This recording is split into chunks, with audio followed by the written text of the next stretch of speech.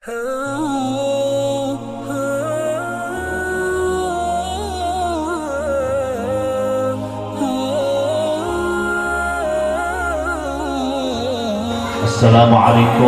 warahmatullahi wabarakatuh.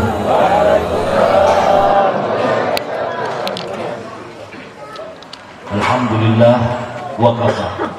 Wassalatu wassalamu ala rasulihil mustafa wa ala alihi wa sahbihi ahli sidqi wal wafa. Allahumma salli wa sallim ala sayyidina Muhammad wa ala alihi wa sahbihi wa sallim.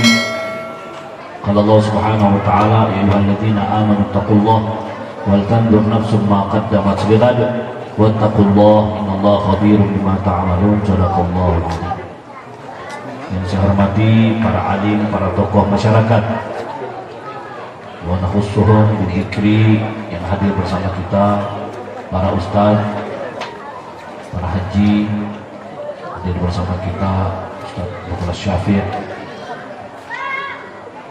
pimpinan pondok Tahfidzul Quran Syifaul Qulub, kemudian Ustaz Muhtadin, juga Ustaz Musawifin yang dimuliakan Allah Subhanahu wa ta'ala, kemudian orang-orang tua kami yang hadir pada malam hari ini,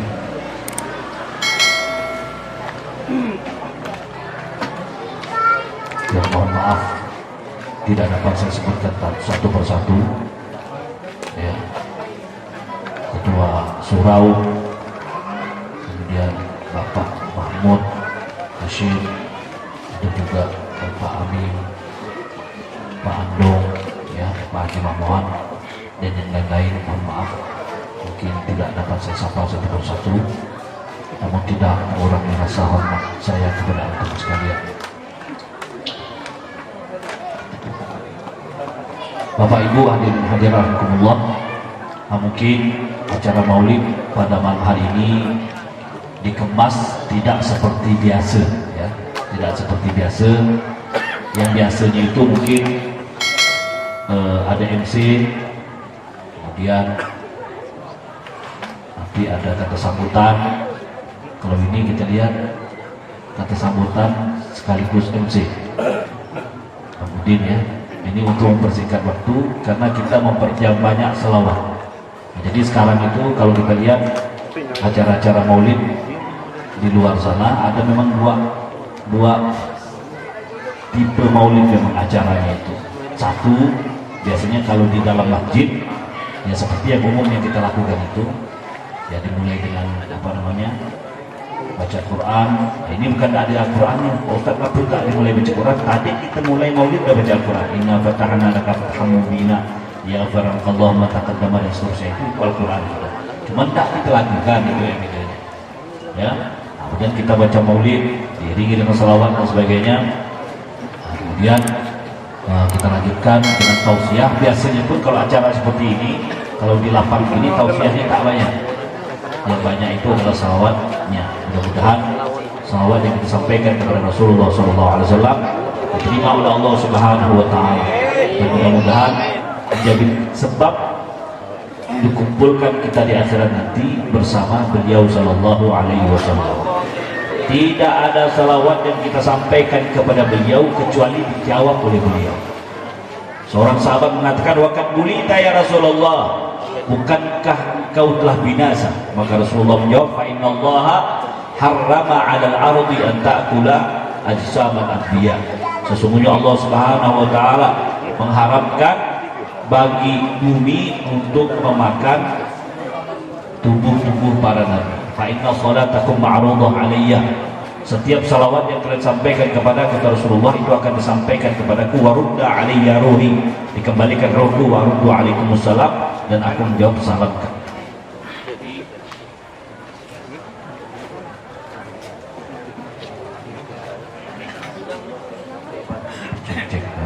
Jadi setiap salawat yang kepada beliau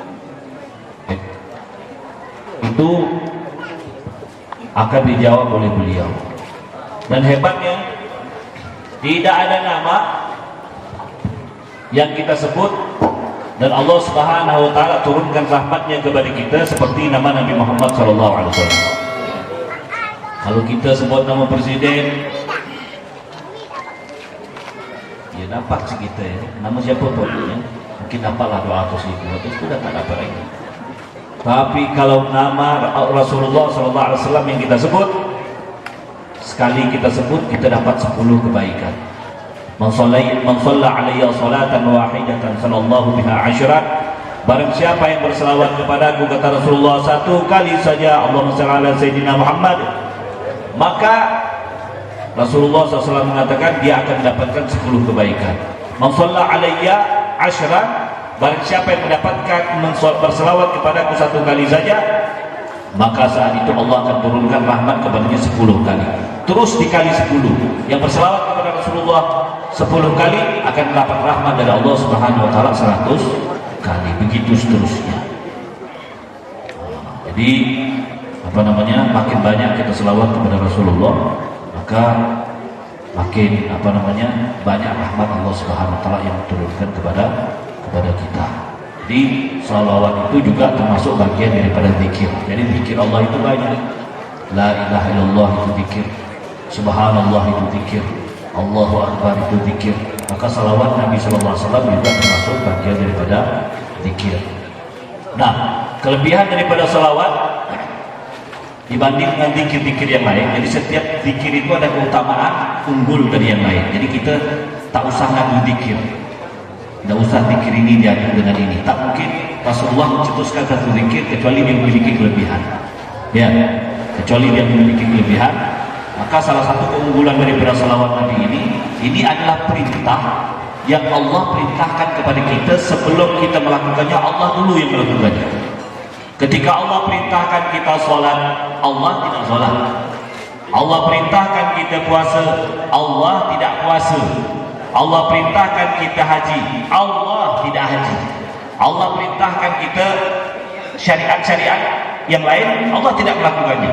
Tapi khusus selawat ini, sebelum kita diperintahkan oleh Allah Subhanahu wa taala untuk berselawat kepada beliau sallallahu alaihi wasallam, Allah sendiri yang berselawat duluan. Innallaha wa malaikatahu yusalluna 'alan nabi. Sesungguhnya Allah Subhanahu wa taala, tidak cukup Allah, tapi juga para malaikatnya. Sesungguhnya Allah dan para malaikatnya yusalluna 'alan nabi, berselawat kepada Nabi. Ya ayyuhalladzina amanu sallu 'alaihi wa sallimu taslima. Kemudian turunlah perintah itu kepada kita, wahai orang-orang yang beriman, sallu 'alaihi, berselawatlah kalian kepadanya sallallahu alaihi wasallam, wa taslima, dan sampaikan salam kepadanya. Jadi itulah hebatnya salawat ini. Sebelum Allah perintahkan kepada kita, maka Allah sendiri yang berselawat. Nah, kemudian kapan selawat itu wajib? Nah, ini khilaf para ulama. Ada yang mengatakan seumur hidup sekali, ada yang mengatakan setiap saat, ada yang mengatakan selawat itu wajib kapan? Apabila nama Nabi Muhammad SAW disebutkan, wajib kita berselawat. Ada yang mengatakan seperti itu. Sebagaimana Rasulullah SAW bersabda, al-bakhil, siapa orang yang bakhil itu? Orang yang bakhil bukan yang punya harta tak sedekah, itu juga bakhil namanya. Tapi ada orang yang paling bakhil, kata Rasulullah SAW. Siapa mereka? Alladzi dzukirtu indahu wa lam yusalli alaihi. Orang-orang yang namaku disebutkan di sisinya namun dia tidak berselawat. Maka keharusan bagi kita, kalau disebut nama Nabi Muhammad, kita harus berselawat. Allahumma shalli ala sayyidina Muhammad. Orang yang bakhil, kata Rasulullah, yang ketika namaku disebutkan dia tidak berselawat kepada. Ada orang lain yang seperti itu ada, yang namanya disebutkan, ada sih nama artis disebut, kita paling bilang gitu ya, fulan bin fulan, tapi tidak dapat pahala, dapat ya gitu. Tapi untuk khusus Nabi Muhammad SAW, ketika kita berselawat, Allah turunkan rahmat kepada kita. Makin banyak kita selawat, makin banyak rahmat yang Allah turunkan kepada kita. Ya, mudah-mudahan dengan selawat yang kita lantunkan, Allah Subhanahu wa taala menebar rahmat di hati kita. Amin. Dan rahmat dalam rumah tangga kita. Amin. Menambah rahmat di dalam lingkungan kita, dalam negara kita. Amin ya rabbal alamin. Jadi kita selingi dengan salawat, mudah-mudahan Allah turunkan terus ya, terus rahmat itu kepada kita dan kita bawa balik ke rumah kedamaian, ketenangan, kesejahteraan insyaallah. Amin ya rabbal alamin. Salatullah salamullah ala taha rasulillah. Salatullah salamullah ala yasin habibillah. Salatullah salamullah ala rasulillah.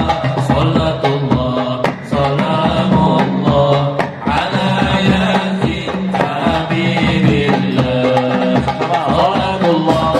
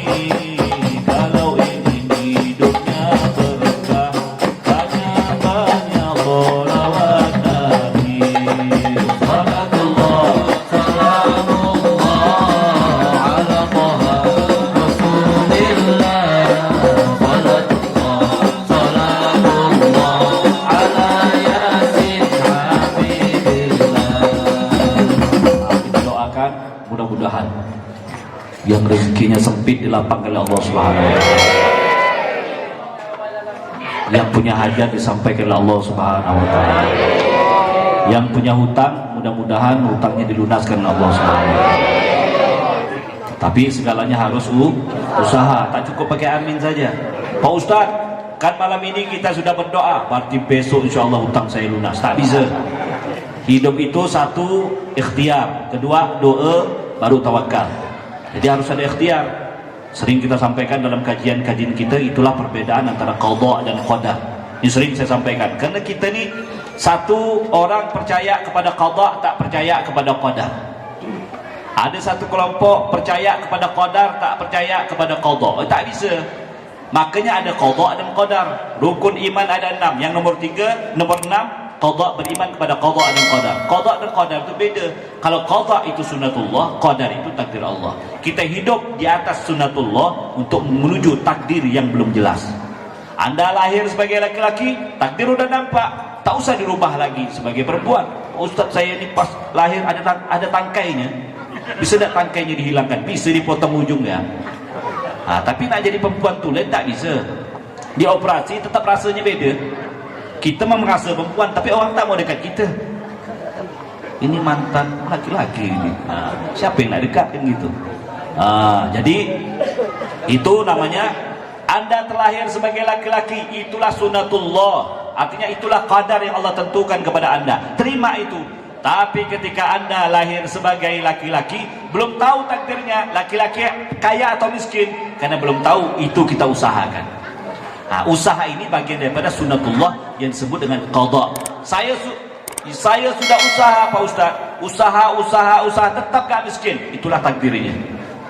Jadi sesuatu yang belum bocor harus kita tetap usahakan untuk mengejar takdir Allah. Amin ya rabbal alamin. Mudah-mudahan dengan salawat yang kita sampaikan, yang rezekinya agak seret dengan usaha yang dilakukan, mudah-mudahan dilancarkan Allah Subhanahu wa taala. Amin ya rabbal alamin. Pergi haji berjalan kaki ke Madinah ziarah Nabi. Kalau ingin murah rezeki, banyak-banyak sholawat Nabi.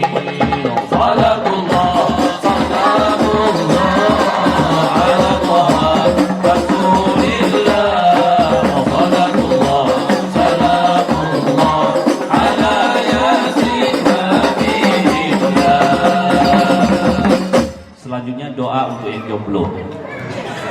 udah nikah lagi, bukan yang udah nikah, yang masih jomblo. Kalau yang sudah nikah nggak kita doakan. Yang sudah nikah kita doakan mudah-mudahan sakinah mawaddah. Ini kita doakan yang jomblo dulu. Amin. Yang jomblo mudah-mudahan Allah mudahkan jodohnya. Calonnya insyaallah soleh atau solehah. Yang perempuan mudah-mudahan jadi wanita yang patuh dan taat dengan suaminya. Amin. Yang laki-laki mudah-mudahan sayang kepada istrinya. Amin ya rabbal alamin. Nah, ini juga masuk dalam rukun iman yang keenam tadi itu, qada dan qadar. Sama. Pak Ustaz, jodoh itu takdir Allah atau usaha kita? Oh, sama jawabannya tadi itu. Rezeki sama. Ustaz, kan ada disebutkan dalam hadis, apabila seseorang itu 40 hari pertama dijadikan segumpal darah, 40 hari kedua dijadikan segumpal daging, 40 hari ketiga 120 hari atau 4 bulan ditiupkan roh di dalamnya, ditentukan sa'idun au syaqiyun, bahagia atau susah, ajalnya, termasuk rezekinya, termasuk diantaranya jodohnya. Berarti jodoh sudah ditentukan. Betul, jodoh kita sudah ditentukan. Tapi saya mau tanya, yang jomblo nih, dia tahu pun siapa jodoh kita? Tahu belum? Bukan kita kok, kita saya udah kalian ya, saya udah. Kalau kita berarti maksud saya, kecuali kok jodoh yang kedua. Oke ya. Nah, ini doa Bandung insyaallah termasuk. Amin, amin ya rabbal alamin. Insyaallah besok langsung jadi kita diundang lagi selawatan dari Bandung. Amin. Janji Bandung ya.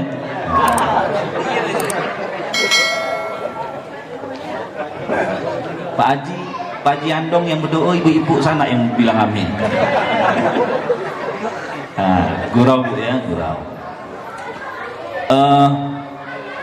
Itu sama dengan rezeki, semuanya sudah ditentukan Allah. Walaupun sudah ditentukan, tapi kan kita tak tahu. Ada yang bilang, Pak Ustaz, rezeki kita sudah ditentukan. Betul. Umur kita sudah ditentukan. Betul. Kalau umur sudah ditentukan, kenapa kita berobat? Waktu sakit udah terbaring di rumah. Tapi karena kita belum tahu sampai di mana umur kita, kita harus ikhtiar. Ikhtiar itulah yang disebut dengan qada. Udah ikhtiar, mati juga takdir berarti. Ikhtiar, sembuh, berarti takdirnya sembuh. Sama juga dengan jodoh. Jodoh itu harus ikhtiar, harus ada usaha. Bisa kita cari seorang atau bisa minta carikan. Kalau saya termasuk tipe yang tak pede. Balik, study, belajar. Mak bilang, udah ada gak? Belum mak. Mak carikanlah. Gitu ya. Alhamdulillah, mak carikan dapat dah. Akhirnya. Tak ada gak jauh-jauh amat sama-sama orang bukian. Kalau kita cari seorang tak tahu macam mana yang rupa. Ya, tapi alhamdulillah mak carikan betul pula rupanya ternyata ya. Jadi bisa cari seorang, bisa dicarikan. Kalau mau cari, kita ada Ustaz kita Ustaz Syafiq yang jomblo-jomblo datang ke beliau. Beliau punya pondok pesantren, insyaallah banyak cadangan. Bandung ya? Bandung lagi. Bapak Ibu yang dimuliakan Allah Subhanahu wa taala. Jadi ada orang bertanya, Pak Ustaz, bagaimana cara cari jodoh? Satu, doa harus. Doa senjata mukmin. Yang kedua, ikhtiar. Yang nomor 3, jangan lupa ngaca. Loh kok yang nomor 3 ngaca, Pak Ustaz? Iya. Ada orang, Ustaz saya dapat calon cantik, kaya, anak pejabat, kemudian semuanya dia punya. Tapi kita orang biasa. Ini boleh kita banggakan depan orang. Nanti kalau kita kahwin, kita tersiksa. Kita pula jadi pembantu dia, kan susah. Jadi hidup yang paling penting itu selaras. Ya selaras. Saya selalu menganalogikan dengan speedboat. Speedboat ya. Kalau speedboat yang muatnya 5 orang, yang biasa jalan di laut itu, yang laju, itu mesin yang dipakai mesin 40 PK. Kalau yang 8 muatnya 8 orang, itu yang dipakai mesin 105 PK, disesuaikan. Kalau muatnya 13 orang, yang dipakai mesin 250 PK. Macam besar mesinnya. Pak Ustaz, saya punya speedboat muatnya 5 orang. Saya pakaikan mesin 250 biar laju. Bukan laju, mendam tenggelam dia saking laju. Tak, bukan muatannya. Tak imbang. Sama gak kita begini modelnya. Yang dapat wanita luar biasa, tak imbang. Baru setahun 2 tahun cerai. Kenapa tak ngimbang? Abang ni nak tidur ya, atau aku yang kerja, aku cari duit. Itu tak ngimbang namanya. Contoh saja itu. Jadi yang penting itu yang disebut dan kufu suami istri, yaitu selaras. Maka saya bilang tadi itu yang pertama doa, kedua ikhtiar, ketiga ngaja. Ini bertahu ya. Dah, kita doakan mudah-mudahan yang jomblo-jomblo ini Allah mudahkan jodohnya, amin. Soleha atau soleh atau saleha, amin ya rabbal alamin. Pergi haji ke kota Mekah, ke Madinah ziarah Nabi. Kalau ingin cepat menikah, banyak-banyak sholawat Nabi.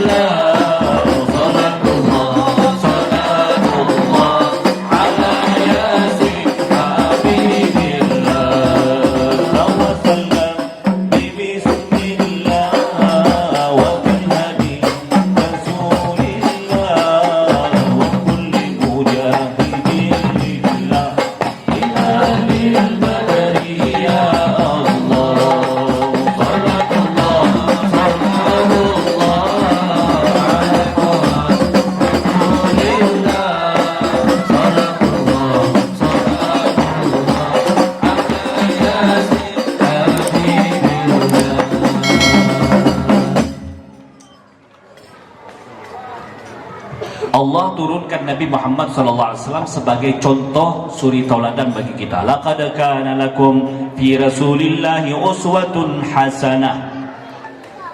Rasulullah adalah uswah hasanah, tauladan bagi kita.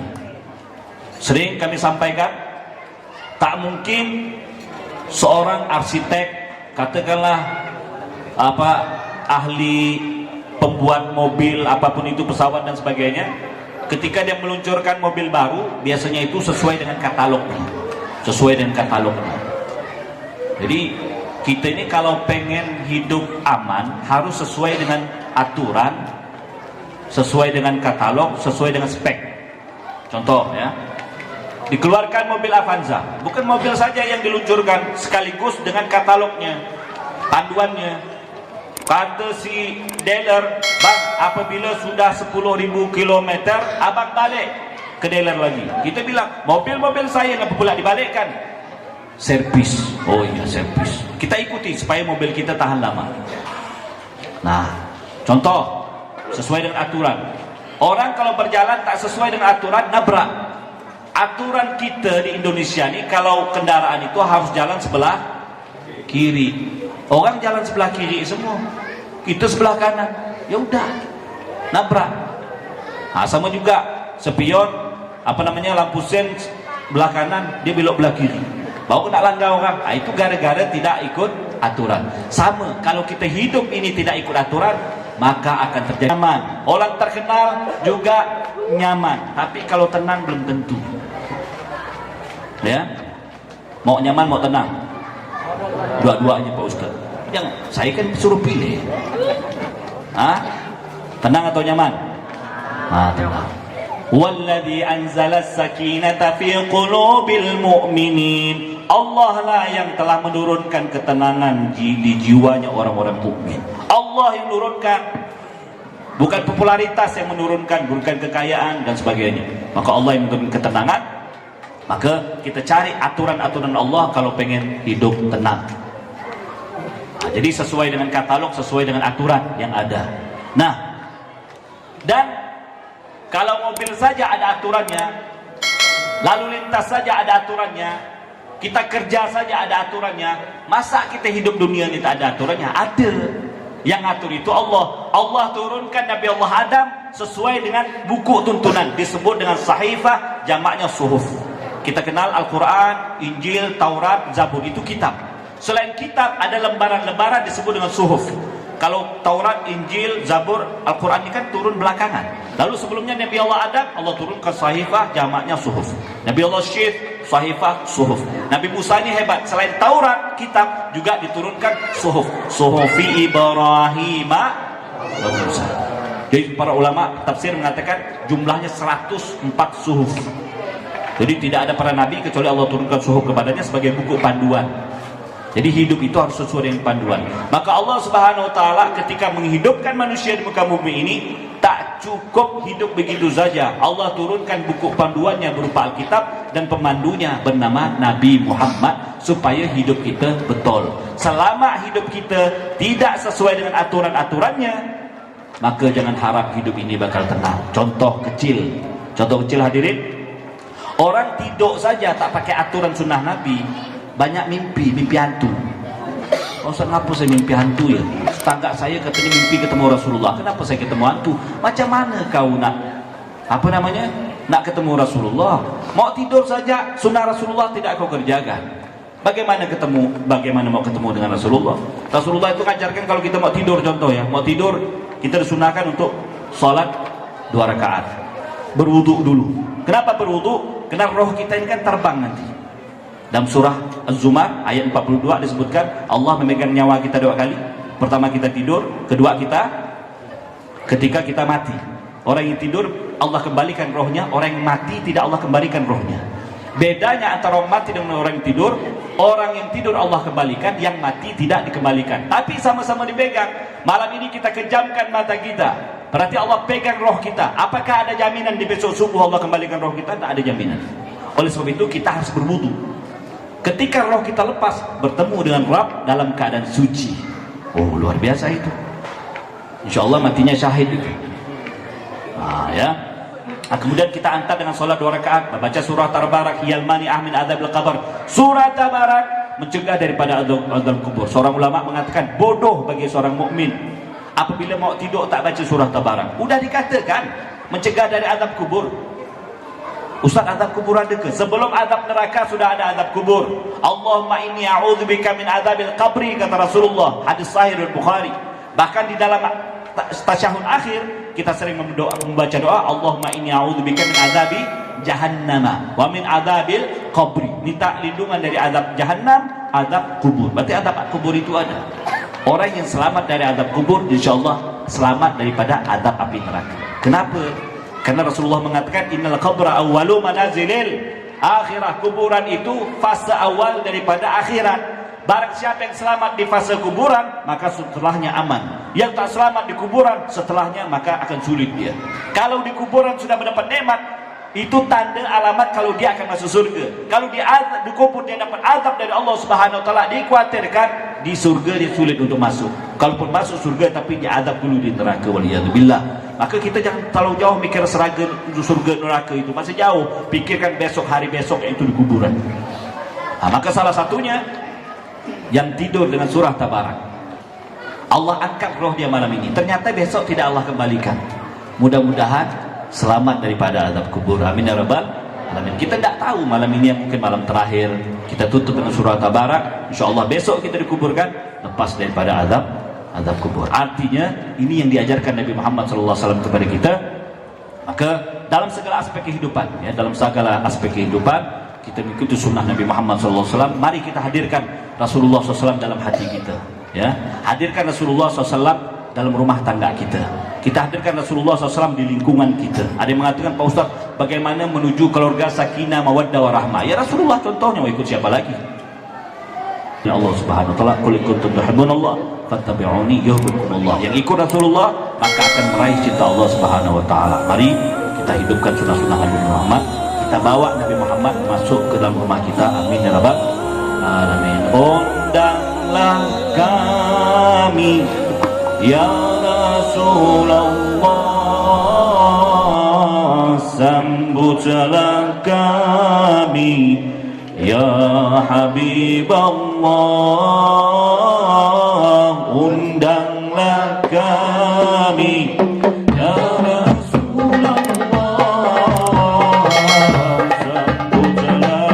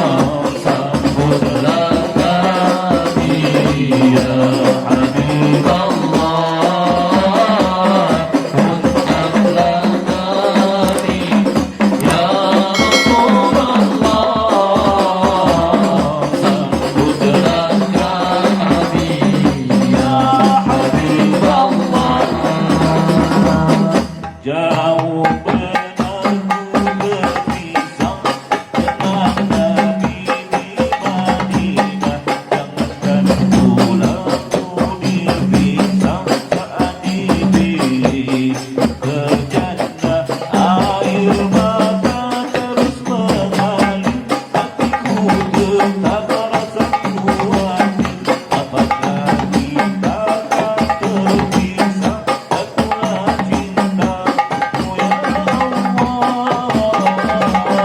Undanglah kami ya Rasulullah,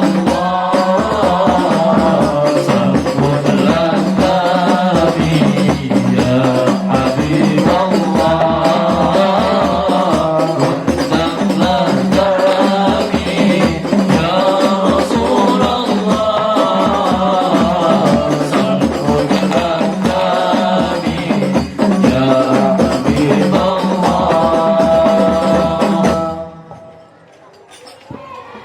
Mudah-mudahan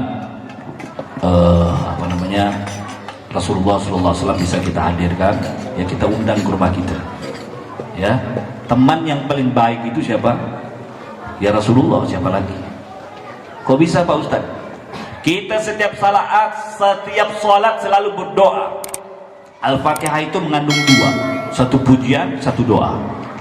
Makanya Allah mengatakan walaqad atainaka sab'an minal mathani wal Qur'anul azim. Kenapa Allah sebutkan sab'an minal mathani itu adalah Al-Fatihah, ayat yang diulang-ulang. Al-Quranul Azim ya Al-Quran. Kenapa Allah sebutkan terpisah dengan Al-Quran, padahal Al-Fatihah bagian daripada Al-Quran, menunjukkan kehebatan daripada Al-Fatihah itu sendiri, disebutkan secara tersendiri. Ya, kenapa? Karena di Al-Quran itu mencakup segala makna yang ada di Al-Quran. Al-Quran mencakup segala makna yang di kitab-kitab yang diturunkan oleh Allah Subhanahu Wa Taala yang lain seperti Taurat, Injil dan sebagainya. Nah, di dalam Al-Quran itu ternyata mencakup dua hal. Pertama adalah pujian, yang kedua adalah doa. Alhamdulillahirabbil alamin, segala puji bagi Allah, Rabb semesta alam. Ar-Rahmanir Rahim, Maha Pengasih lagi Maha Penyayang. Maliki Yaumiddin, pemilik hari pembalasan atau raja daripada hari pembalasan. Nah, ini untuk Allah Subhanahu Wa Taala. Kemudian ada ayat berikutnya, Iyyaka na'budu wa iyyaka nasta'in. Kepadamu ya Rabb kami menyembah. Ini untuk Allah. Wa iyyaka nasta'in, dan kepadamu ya Rabb kami minta pertolongan untuk kita. Nah, di ayat ini dibagi dua. Separuh untuk Allah, separuh untuk kita. Nah, bawahnya itu untuk kita semua. Ihdinas siratal mustaqim. Tunjukkan kami jalan yang lurus. Apa itu jalan yang lurus? Di dunia, di akhirat. Kita kalau cerita siratal mustaqim, bayangin kita rambut dibelah 7. Itu kata datuk nenek moyang kita dulu. Itu betul, itu di akhiratnya. Tapi di dunia ini siratal mustaqim ini, sebelum kita dapat siratal mustaqim di akhirat nanti, harus cari dulu siratal mustaqim di dunia ini. Apa itu siratal mustaqim? Siratal ladzina an'amta alaihim, jalannya orang-orang yang telah kau berikan nikmat kepada mereka. Ternyata ada orang-orang yang dapat nikmat di dunia ini. Ada orang-orang yang di dunia ini Allah berikan kenikmatan. Siapa dia? Kita yang cinta dunia ini mengatakan dapat nikmat itu orang yang kaya, yang dapat nikmat itu yang populer, yang dapat nikmat itu yang adalah yang punya jabatan tinggi. Tapi enggak, menurut versinya Allah Subhanahu Wa Taala, orang yang dapat nikmat itu siapa? Ulaika alladzina an'amallahu alaihim.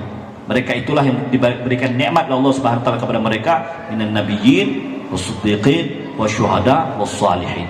Satu nabi, kedua siapa? Siddiqin, yang ketiga syuhada, dan keempat salihin. Wa hasuna ulaika rafiqa, mereka itulah sebaik-baiknya kawan.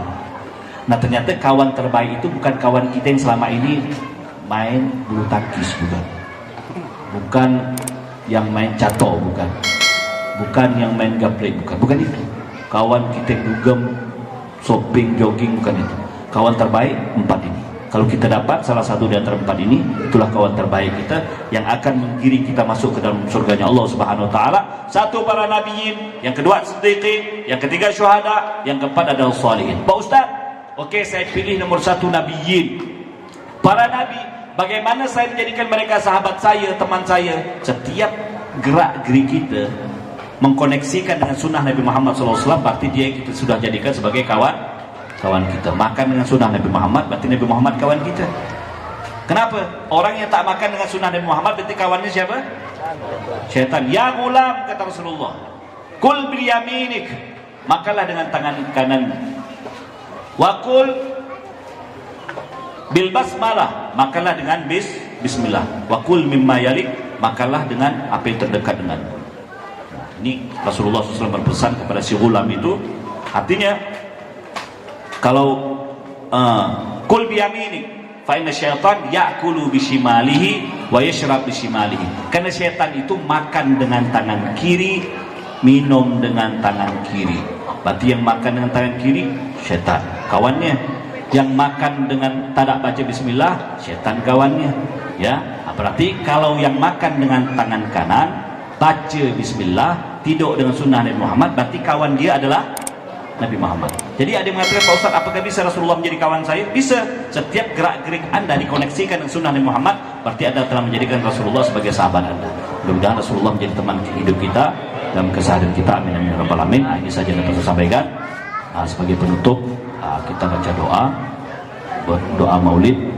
Setelah itu kita tutup dengan selawat sekali lagi, habis itu kita buka.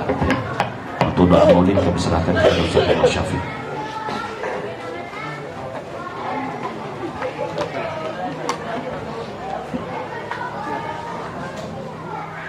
Al-Fatihah.